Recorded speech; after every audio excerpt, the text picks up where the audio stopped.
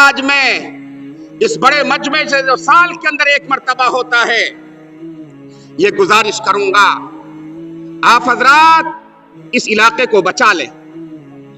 آگ لگ رہی ہے اس علاقے کے اندر، چھوٹے چھوٹے بچے 10-10 سال کے بچے نشہ کر رہے۔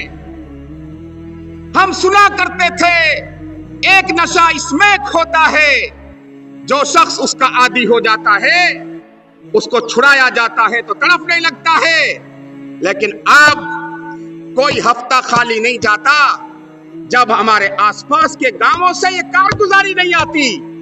لوگ کہتے ہیں فلاں کا بیٹا اس میں کیا بن گیا، اس کا بیٹا اس میں کیا بن گیا، فلاں گاؤں کے اندر اس میں پینے والے بچوں کی تعداد اتنی ہے۔ یہی حال چلتا رہا، نہ میں بچوں گا، نہ آپ بچیں گے، نہ آپ کا گھر بچے گا، نہ میرا گھر بچے گا۔ یہ اتنی بڑی قوم ہے، اتنے ذمہ دار ہیں، آپ کے ہوتے ہوئے یہ نشے کے اڈے چالو رہ جائیں، آپ کے ہوتے ہوئے شراب کے ٹھیکے کھلے رہے۔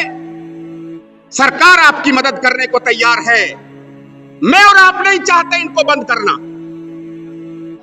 آپ جائیں پولیس پرشاسن کے پاس، ڈی سی کے پاس، ایس پی کے پاس، آپ کے پیچھے کھڑے ہو جائیں گے، آپ کی ہیلپ کریں گے، لیکن ہمیں فکر نہیں ہے۔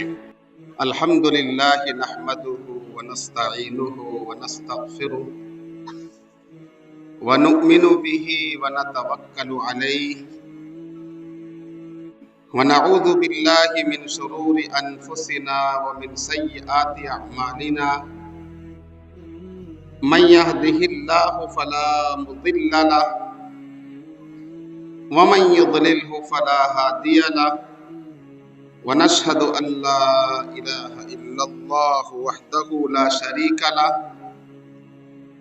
ونشهد ان سيدنا ومولانا محمدا عبده ورسوله۔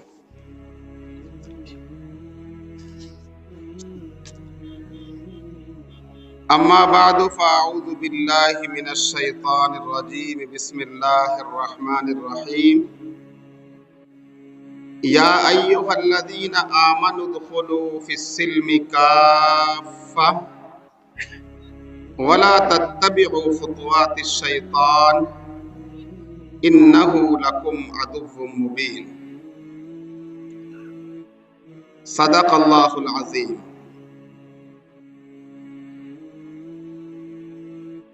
میرے محترم بھائیوں، بزرگوں اور دوستوں،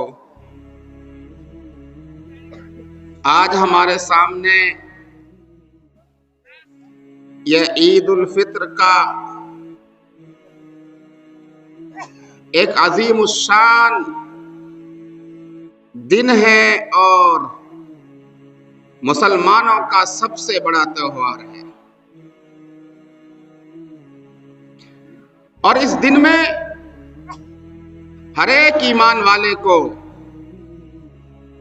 اپنے ظاہر سے، باطن سے، اپنے دل سے، ذہن سے، اپنے لباس سے، وضاقطع سے، اپنے حال چال سے خوشی کا اظہار کرنا چاہیے۔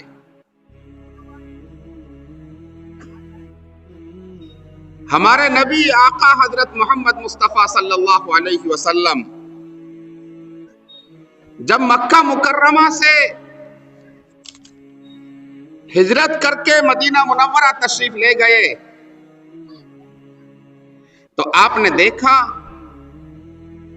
کہ مدینہ والے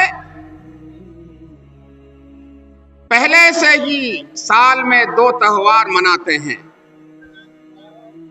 اور وہ اپنے طریقے سے منایا کرتے تھے۔ کھیل کود کیا کرتے تھے، تیر اندازی کا مقابلہ ہوتا تھا، گھڑ دوڑ کا مقابلہ ہوتا تھا، اور اپنے اعتبار سے جو بھی طریقے ان کے پاس جاہلیت کے تھے وہ اختیار کرتے تھے، اپنایا کرتے تھے۔ نبی علیہ الصلوۃ والسلام نے جب دیکھا کہ ان کے یہاں پہلے سے یہ دو تہوار چلے آ رہے ہیں. تو آقا علیہ الصلوۃ والسلام نے فرمایا کہ اللہ کی طرف سے تمہیں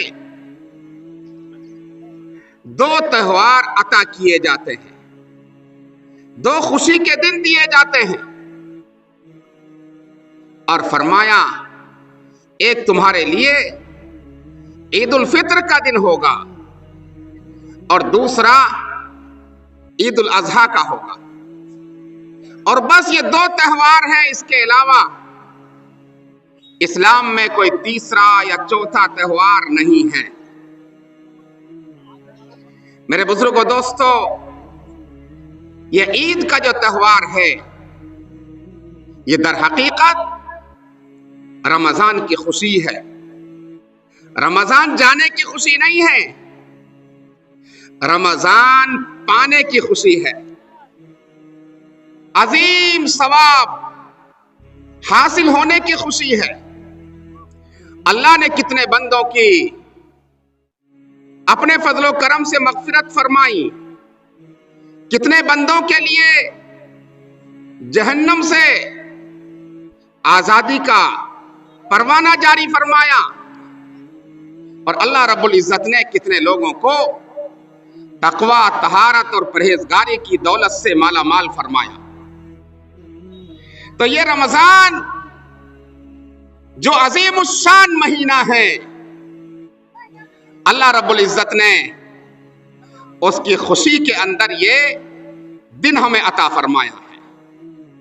اور اللہ رب العزت اس دن مزید کرم فرماتے ہیں، اپنے فرشتوں سے پوچھتے ہیں.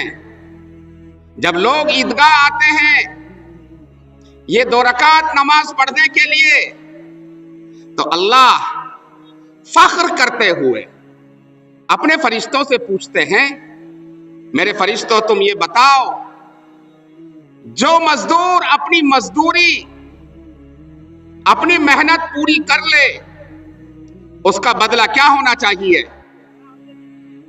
تو فرشتے اللہ رب العزت کے بارگاہ میں عرض کرتے ہیں، رب ذوالجلال، اور کیا بدلہ ہو سکتا ہے؟ اس کی مزدوری پوری دینی چاہیے. اللہ رب العزت بہت ساری قسمیں کھاتے ہیں. میری عزت کی قسم، میری بڑائی کی قسم، میری عظمت کی قسم، میں ان کی دعاؤں کو قبول کروں گا اور ان کے گناہوں کو معاف کر دوں گا اور ان کے گناہوں کو نیکیوں سے بدل دوں گا.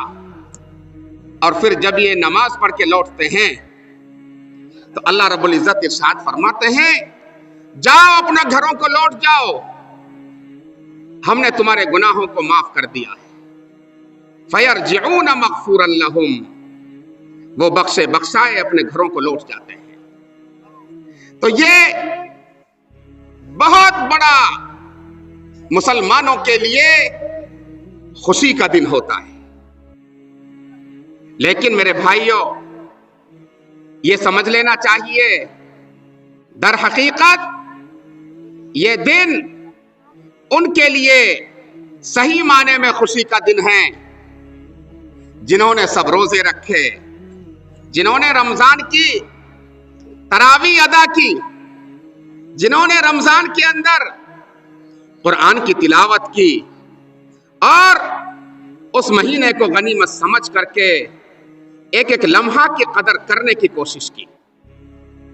اللہ رب العزت اگر اس رمضان میں ہم سے کوئی کمی کوتاہی ہوئی ہے، آج عیدگاہ میں یہ عہد کرنے کی توفیق ہمیں دے دے اور ہم یہ پختہ ارادہ کر کے لوٹیں، اب زندگی میں اللہ نے اگر رمضان کا مبارک مہینہ عطا فرمایا تو انشاءاللہ نہ روزوں میں کوتاہی ہوگی، نہ تراویح میں کوتاہی ہوگی، اور نہ دوسرے اعمال، اذکار، نماز، تلاوت وغیرہ کے اندر کوتاہی ہوگی. اللہ رب العزت ہم تمام کو اپنی तौफीक से, अपने फजल से, करम से माला माल फरमाए। इस इलाके को जहां बहुत सारे चैलेंजों का सामना है, ये कौम जिन मुश्किलात से जूझ रही है और ऐसा लगता है इसके सर पर हाथ रखने वाला कोई नहीं है, कोई समझाने वाला नहीं है, और ये कौम बिल्कुल बेकाबू और बेकंट्रोल हो चुकी है। मेरी कौम का नौजवान नशे की तरफ, शराब की तरफ, स्मैक की तरफ और जो नशे की बड़ी बड़ी किस्में हैं उनकी तरफ जा रहा है और मुब्तला हो रहा है। और एक आदमी अपने घर में बैठ के ये सोचता है मेरे घर में अभी नशा दाखिल नहीं हुआ, मेरे बच्चे अभी नशा नहीं करते। ये समझ लेना चाहिए अगर पड़ोस में आग लगती है, अगर उस आग को तुमने नहीं बुझाया, वो आग एक न एक दिन तुम्हारे घर में भी दाखिल हो जाएगी। जब तुम दूसरों के बच्चों को जाए होते हुए देखोगे, फुला का बच्चा शराब पी रहा है, नशा का आदी बन चुका है, उसको रोकने की फिक्र नहीं है, आप उसके लिए जमा नहीं होते, उसके लिए कोई पंचायत नहीं करते, आपको कोई टेंशन नहीं है। एक दिन वो आएगा, अल्लाह हिफाजत फरमाए, कहीं आपके बच्चे भी उसी मर्ज के अंदर, मुसीबत के अंदर मुब्तला ना हो जाए, फिर आप क्या करेंगे? मेरे भाइयों, ये हमारी पूरी कौम की, समाज की इज्तिमाई जिम्मेदारी है।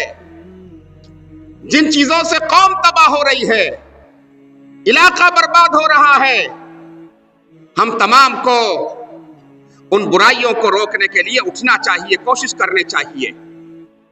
इलाके में बहुत सारी बुराइयां हैं, बहुत सारे मुनकरात फैल रहे हैं, लेकिन जो सबसे खतरनाक है, जिससे इस कौम का मुस्तकबिल तारीक नजर आ रहा है और कौम तबाही की तरफ जा रही है, वो नशा है।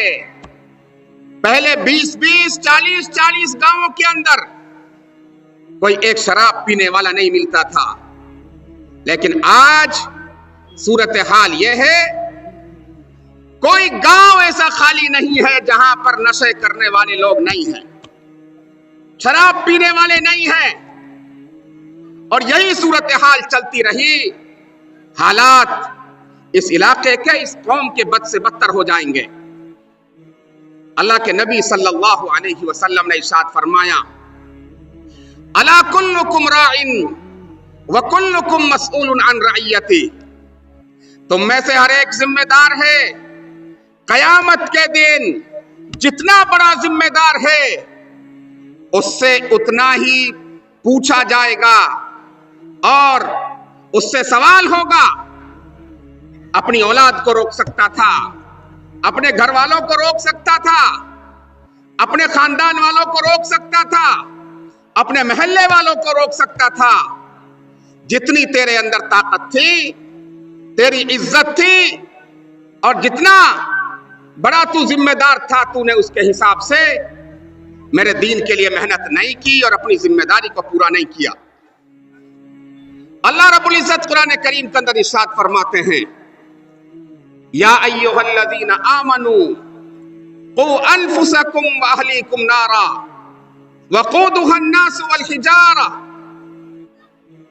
ऐ ईमान वालो, तुम अपने आप को, अपने घर वालों को, अपनी औलाद को जहन्नम की उस आग से बचाओ जिसका ईंधन पत्थर है, जिसका ईंधन इंसान है।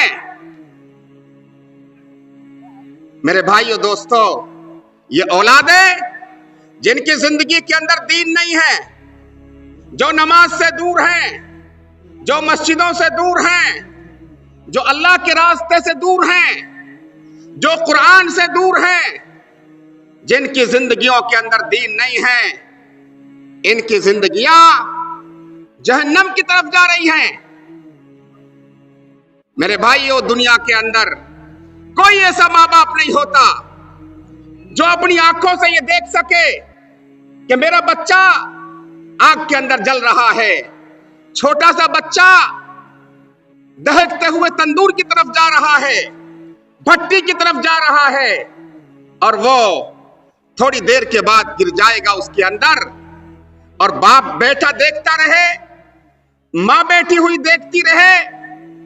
ऐसा नहीं हो सकता। अल्लाह रब्बुल इज्जत यूं फरमाते हैं, जो जहन्नम की आग है वो कितनी सख्त है, 70 गुना तेज है इससे, इस दुनिया की आग से।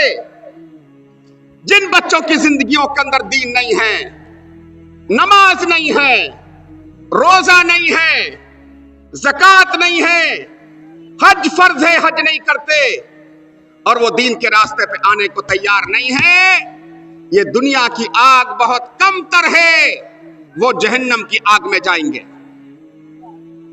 एक समझदार बाप को, एक समझदार मां को अपनी औलाद की सबसे ज्यादा फिक्र जहन्नम से बचाने की होनी चाहिए। मेरी औलाद जहन्नम से किस तरीके से बच जाए।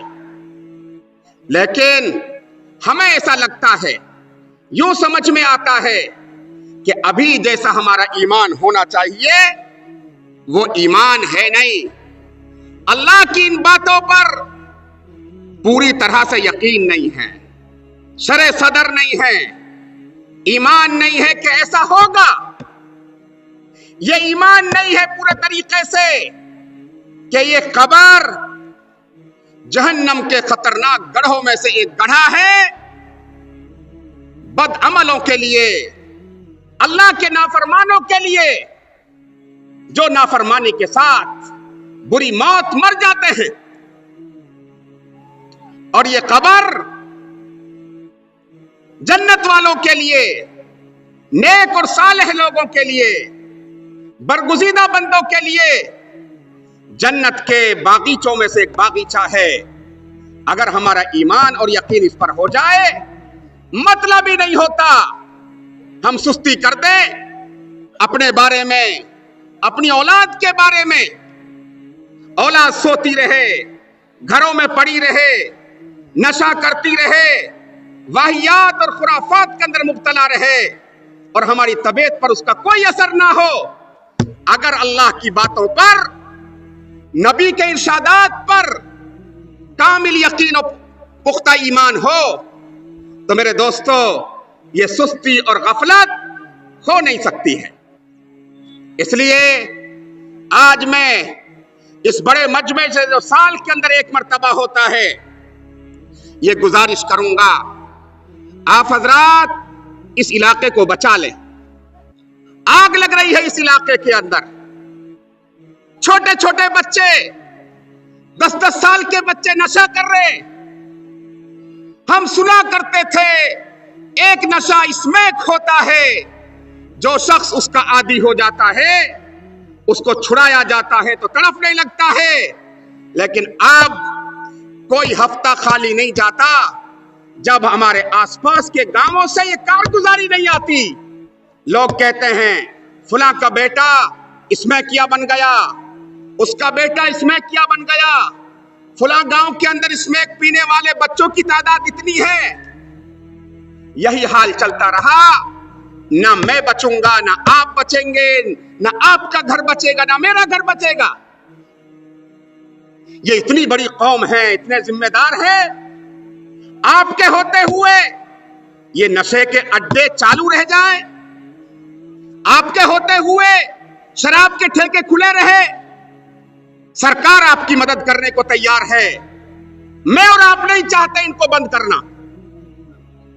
आप जाएं पुलिस प्रशासन के पास, डीसी के पास, एसपी के पास, आपके पीछे खड़े हो जाएंगे, आपकी हेल्प करेंगे। लेकिन हमें फिक्र नहीं है। कौन फिक्र करेगा? अल्लाह के नबी सल्लल्लाहु अलैहि वसल्लम ने इरशाद फरमाया, मुझे अल्लाह ने मबूस किया है अम्र बिल मारूफ के लिए, नही अनिल मुनकर के लिए, और मेरी उम्मत को भी मबूस किया है। میری امت اس لیے بہترین امت ہے، اس لیے کہ یہ نبیوں والا کام کرتی ہے، امر بالمعروف کرتی ہے، اچھائی کا حکم دیتی ہے اور برائی سے روکتی ہے۔ اگر کوئی برائی سے نہیں روکتا، امر بالمعروف نہیں کرتا، وہ اس ذمہ داری کو جو اللہ نے نبی کو، نبی کے امتیوں کو دی ہے، اس کو پورا نہیں کرتا۔ اس لیے بھائی میں گزارش کرتا ہوں، یہ موقع ہوتا ہے کچھ گزارشات کرنے کا، آپ حضرات دھیان دیں، توجہ کریں، اور شراب اور نشوں کو، ان کے اڈوں کو گاؤں سے، قصبوں سے آپ چاہیں گے اللہ کی مدد ہوگی، انشاءاللہ ان کی جڑیں ختم ہو جائیں گی، یہ علاقہ پاک ہو جائے گا۔ میرے بھائیوں، جہاں شراب کے اور بہت سارے نقصانات ہیں، نشے کے نقصانات ہیں، اللہ کے نبی نے فرمایا یہ شراب الخمر جماع الاسم، تمام گناہوں کی جڑ بنیاد ہے۔ یہ شراب پینے کے بعد شرابی، اسے پتہ نہیں ہوتا میری ماں ہے سامنے، بیٹی ہے سامنے، بہن ہے سامنے، وہ کوئی بھی گناہ کر گزر سکتا ہے، کوئی فرق نہیں پڑتا، اسے پتہ ہی نہیں چلتا ہے۔ اللہ کے نبی صلی اللہ علیہ وسلم نے ارشاد فرمایا شراب کے سلسلے میں 10 لوگوں پر اللہ کی لعنت ہے۔ یہی حکم ان نشوں کا ہے جن سے شراب کی طرح سے نشہ چڑھتا ہے یا اس سے زیادہ نشہ ہوتا ہے۔ شراب پینے والا، پلانے والا، خریدنے والا، بیچنے والا، بنانے والا، بنوانے والا اور اٹھا کر لے جانے والا، جس کی طرف اٹھا کے لے جائی جائے وہ شخص، اللہ کے نبی صلی اللہ علیہ وسلم نے فرمایا ان پر اللہ کی لعنت ہو۔ اس لیے شراب اور نشہ جو بے قابو ہوتا جا رہا ہے ہماری قوم کے اندر، میں بار بار کافی دیر سے گزارش کر رہا ہوں، اللہ کے بندو اٹھو، ورنہ اللہ قیامت کے دن پوچھے گا، ہر ایک سے پوچھے گا، بتاؤ تم نے، میرے قرآن کا حکم تھا یہ شراب حرام ہے، تم نے اس کے خلاف کیا قدم اٹھایا؟ تم نے اسے روکا کہ نہیں روکا؟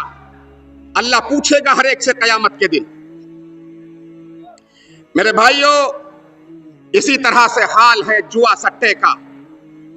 جوا سٹا حد تو حد قبرستان میں نوجوان بیٹھ کر کے جن قبروں کے اندر جا رہا ہے، ہر ایک کو جانا ہے، وہاں پیڑوں کے نیچے بیٹھ کر کے جوا سٹا کھیلتے ہیں میری قوم کے نوجوان۔ اور میں بار بار عرض کرتا ہوں، اللہ کے فضل سے کچھ کنٹرول ہو گیا ہے، قبرستانوں کی باؤنڈریاں ہونے لگی ہیں، اونچی اونچی 4 دیواری 8 فٹ کی 10 فٹ کی قبرستانوں کی کرائیں، اونچے اونچے گیٹ لگائے جائیں۔ اور گاؤں کے لیے کیا مشکل ہے، پنچایت سے بھی پیسہ ملتا ہے، پنچایت دے نہ دے، میری آپ کی ذمہ داری ہے پورے گاؤں سے وصولی کرے اور دیواروں کو اونچی کر کے گیٹ لگا کے تالا لگا دے، اور ایک 5-6 ہزار 7 ہزار کا ایک آدمی مقرر کر دے، اس کے لیے کمرہ بنا دے جو اس کی صاف صفائی کرتا رہے، کیکروں کو نہ ہونے دے، چھاڑ جھنکار کو نہ ہونے دے۔ قبرستانوں میں، ہمارے اس گاؤں کے قبرستان کے اندر بھی حالات بارش میں ایسے ہو جاتے ہیں، اگر کسی کا انتقال ہو جائے تو پہلے صفائی کرو، JCB لا کر کے پھر مٹی لگے گی۔ بھائی ایسی بات بولو، یہ زیبا دیتی ہے ہم کو؟ ذمہ داروں کے لیے ایسی بات بہت نامناسب ہے۔ قبرستانوں کی طرف توجہ دو، اور قبرستانوں میں اتنے بڑے بڑے گناہ ہو رہے ہیں، قبرستانوں کے اندر کارگزاری آ رہی ہے، نوجوان بیٹھ کر کے چھپ کر کے شراب پیتے ہیں۔ الامان الحفیظ، اللہ رحم فرمائے، اللہ رحم فرمائے۔ میرے بھائیوں، یہ قوم جہاں اور طریقوں سے پچھڑ رہی ہے، وہیں پر تعلیم اور ایجوکیشن کے میدان میں بھی پچھڑ گئی ہے، بالکل تعلیم نہیں ہے، نہ دینی تعلیم ہے نہ دنیاوی تعلیم ہے، بچے خالی پھر رہے صبح سے شام تک۔ جب آدمی خالی رہے گا تو شیطان اپنا کام کرے گا، پھر شیطان بازار گھمانے لے جائے گا، रातों में जंगल में ले जाएगा, मोबाइल दिखाएगा, सट्टा खिलाएगा, और बुरी सोहबत में जब बच्चा जाएगा सब कुछ सीखेगा। उसके पास तालीम नहीं है, आपने निगरानी नहीं की। 5 साल का बच्चा हो जाए, उसकी तालीम और तरबियत का इंतजाम करना शुरू कर दे।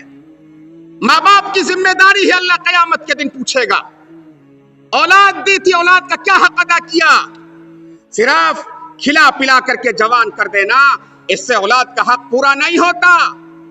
माँ बाप के जिम्मे औलाद की तरबियत भी जरूरी है, माँ बाप के जिम्मे उसकी तालीम भी जरूरी है।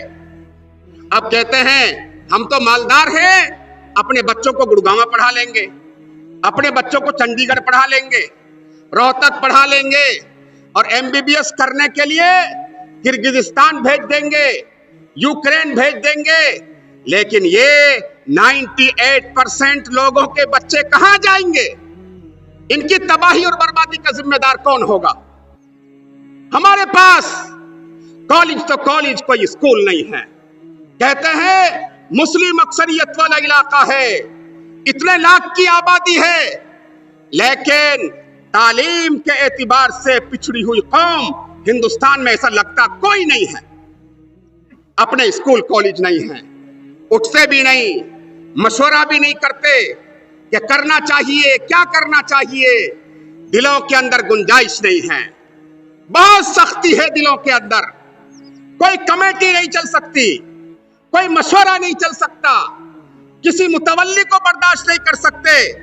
सब मिलकर के चंदा करके भाई कमेटी बनाते हैं और इसके लिए एक ट्रस्ट बना लेते हैं, सोसाइटी बना लेते हैं, एक बड़ा कॉलेज बनाएंगे अपने बच्चों के लिए, जो बिल्कुल यहीं से परफेक्ट होकर के, मजबूत होकर के बड़े कॉलेजों के अंदर और बड़ी बड़ी यूनिवर्सिटियों के अंदर जावें। मेरे दोस्तों, तालीम और एजुकेशन होगी, बुराइयां ज्यादातर खत्म हो जाएंगी इंशाअल्लाहुल अजीज। और उसके बाद हमारा उलमा का नंबर आता है, दावत और तबलीग के मेहनत करने वालों का नंबर आता है। इंशाअल्लाह जो कुछ आलिमों के बस की मेहनत होगी वो भी मेहनत करेंगे, और हमारे दावत के काम के जो साथी हैं वो भी मेहनत करेंगे। तालीम के साथ साथ दीनदारी सबसे पहला हुक्म है अल्लाह रब्बुल इज्जत का, औलाद को दीनदार बनाओ। 5 साल का बच्चा है, मकतब में भेज दो, हर मस्जिद को मकतब बना दो, हर मस्जिद के अंदर बेहतरीन इंतजाम होना चाहिए। मैं अपनी कौम को गैरत दिलाता हूं बार बार, पूरे हिंदुस्तान में ऐसी कौम कोई नहीं है जैसी मेरी कौम है। मस्जिद में इमाम के सिवा मुअज्जिन नहीं रख सकते, इमाम के सिवा खादिम नहीं रख सकती ये कौम, तनख्वाह नहीं दे सकती। ब्याह शादी के लिए कई करोड़ रुपया बिल्डिंगों में लगाने के लिए और धूल गोलों में उड़ाने के लिए कारगुजारी आती है। 5 लाख के धूल गोले फूके फलाने, 10 लाख के धूल गोले उड़ा दिए। इनके पास मस्जिदों में देने के लिए पैसे नहीं हैं। अल्लाह मेरी कौम को हिदायत अता फरमा दे, ये कौम तबाह हो जाएगी, तुम भी नहीं बचोगे। पहले ये कहते थे हम शहरों में जाके बस जाएंगे, जाओ बसो शहरों में जाकर के पता चलेगा तुम्हारा, यहीं रहना पड़ेगा कौम के बीच में। अपने बच्चों को पढ़ाओ, दूसरों के बच्चों की भी फिक्र करो पढ़ाने की, वरना कौम तबाह होगी, कोई नहीं बचेगा, ना करोड़पति बचेगा, ना अरबपति बचेगा, ना शहरों में रहने वाला बचेगा, कोई नहीं बचेगा। दूसरे मुल्क चले जाएंगे, जाओ पता चलेगा दूसरे मुल्क में कैसे जाते हो तुम, बसते हो, कैसे हालात खराब होंगे। अल्लाह के नबी की पेशीन गोइयां हैं, पूरी दुनिया के हालात खराब होने हैं। नबी की बातें सच्ची होकर के रहेंगी। जब तक ये तय नहीं करोगे यहीं पर जीना है, यहीं पर मरना है और इसी कौम को आगे बढ़ाना है, तरक्की देनी है, तब तक कोई कामयाबी का रास्ता नहीं है। सोचना बंद कर दो दूसरी चीजों को, यही करना पड़ेगा। हमने भी बहुत सोच करके यही फैसला किया है, इसी कौम में रहना है, इसी में जीना है, इसी कौम के लिए पूरी जिंदगी लगा देनी है। बाकी नतीजा अल्लाह के हाथ में है।